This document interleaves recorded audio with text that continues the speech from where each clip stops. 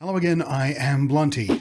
E-ink. I've been fascinated by it since before it was even used in commercial products, just as a technology, but when the first e-readers actually started landing, well, it was all very cool, wasn't it? All the Kindles and whatnot. Screens that felt like looking at a printed page rather than a lightbox. It was really genuinely more comfortable to look at for extended periods of time, just like they promised it was. Check this out though.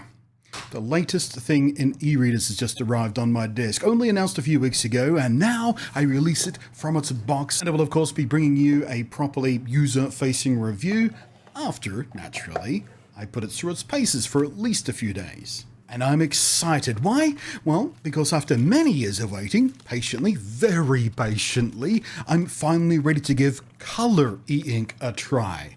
Because now they might have finally, at last, made it ready for me to use them in the way I have been hoping for.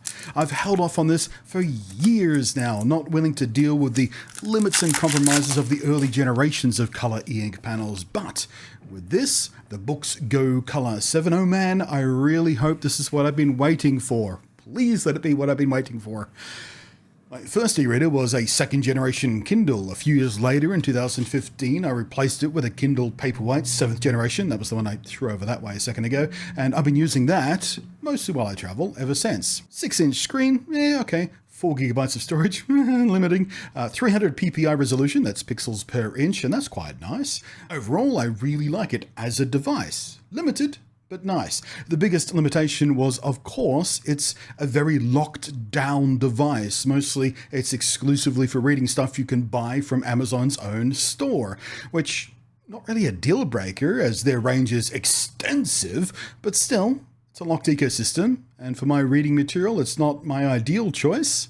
Then, in 2020, came the Boox Note Air, another thing I'd been waiting on patiently, again, because it's a sufficiently powerful Android-driven e-reader tablet, complete with full access to the Google Play Store. No more Amazon chained limits, or whatever other brand was doing e-readers at the time, on what I could read, and with what app I could read it with. In fact, it runs all kinds of Android apps. The 10.3-inch screen on this is a little lower in resolution than the Kindle, even though it came years after it, at just 227 ppi though, and its handling of the 16 level of grayscale was not nearly as good, frankly. But while there was much to like about it, and there is, it was also always kind of slow and clunky, and while text was crisp enough, the larger screen, which I'd hoped would make comic book reading a pleasant and practical thing, well, I was just kind of let down by its handling of the grayscale dithering, just kind of unpleasant and harsh. Sadly, it really wasn't what I needed or wanted. Not good enough for comics, and not as compact or as comfortable as the Kindle for reading novels, because you can't really one-hand that thing for just relaxing and reading, you know what I mean? And that is where we finally come around again to the Boox Color 7. The 7-inch color e-ink display sits upon an easily one-handed device driven by an 8-core 2.4 GHz CPU, 4 gigabytes of RAM, rolling along on Android 12, which not the most recent version of Android. In fact, it's the oldest version that's still actively supported. But it is recent enough to not be an issue for compatibility, at least right now. 64 gigabytes of built-in storage with a micro SD card slot on top of that for expansion and easily swapping out sort of libraries of stuff. If you want to carry a bunch of stuff around, or just separate your various libraries, you know, comics and novels on 2 different SD cards, why not? For wireless connectivity, you've got all the standard flavors of Wi-Fi, BG, ACM, and Bluetooth 5.0, so all that makes life very easy if you want to connect accessories to it, headphones, keyboards, whatever. And it's OTC compatible as well, meaning just past the charging through the USB, you can also connect devices here as well. Wired headphones, as long as they're USB-C. External storage devices, very useful. All kinds of handy stuff. And as you'd hope for a travel-friendly device, it's water repellent, not waterproof. So don't go dunking this thing. Be a little bit mindful when you're reading in the bath or by the poolside or at the beach or whatever, I guess. Don't know why I felt the need to specify different places where water is. You know where water is and where you'd like to read next to water. Fun thing is though, even though it's got a larger screen than my old Kindle, at 190 grams, it's even lighter than my physically smaller Kindle. Should be extremely comfortable to hold for long reading sessions. I will be testing that, of course. And of course, as an Android device, you can view basically any file format you can imagine, something that the Kindle absolutely can't do, and lots of other e-readers with more custom operating systems and locked down ecosystems won't do, or you have to jump through hoops to try and get them to do it. It's all a pain in the bum. So let's talk about that screen. It offers up 16 levels of grayscale, just like the grayscale on offer on the other two devices I've been talking about, but in color, it can show 4,096 colors.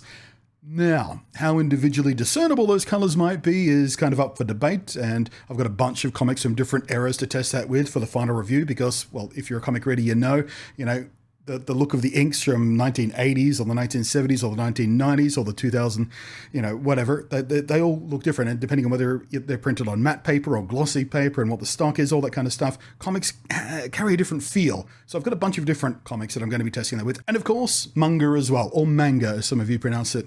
Pretty sure it's manga, right? I had a Japanese person say it once. I'm almost certain it's manga.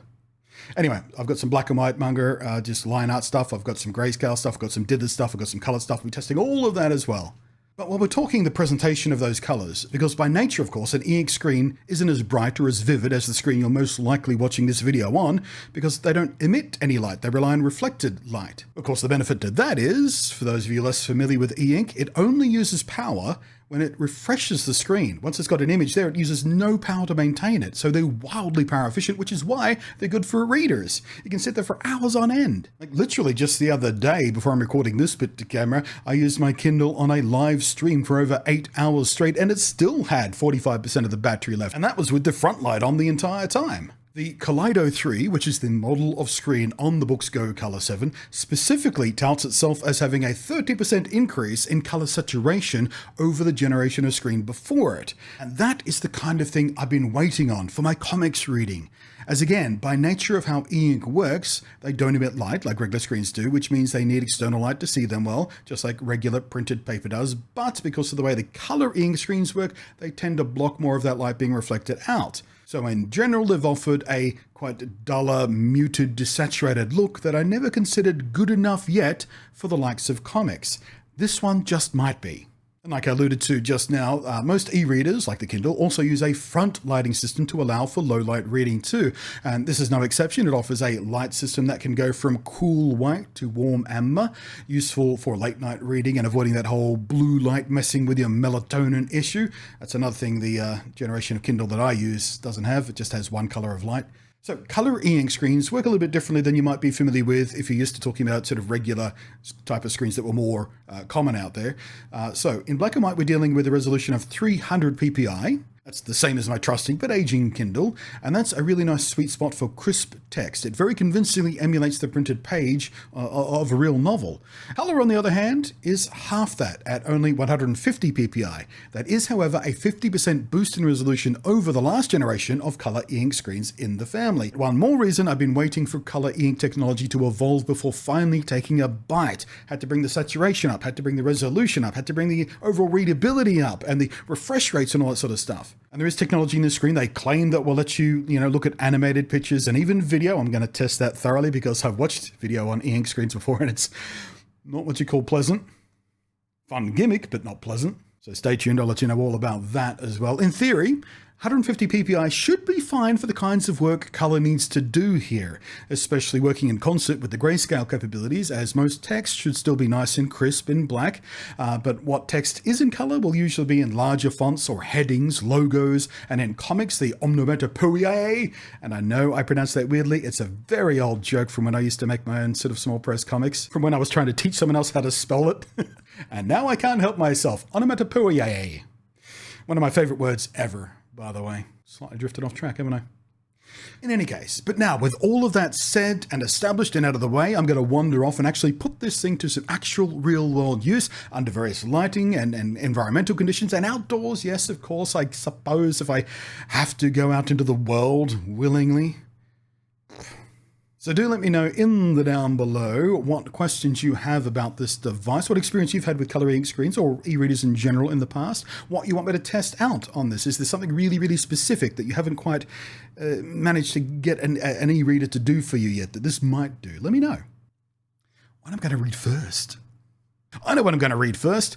I just got the manga version of an anime someone told me to watch, and I was kind of shocked by the anime because it wasn't quite what I was expecting, and it turns out the original manga version is quite a bit more lewd than even the anime was, so that should be interesting. Won't be able to show you much of that in the review, probably.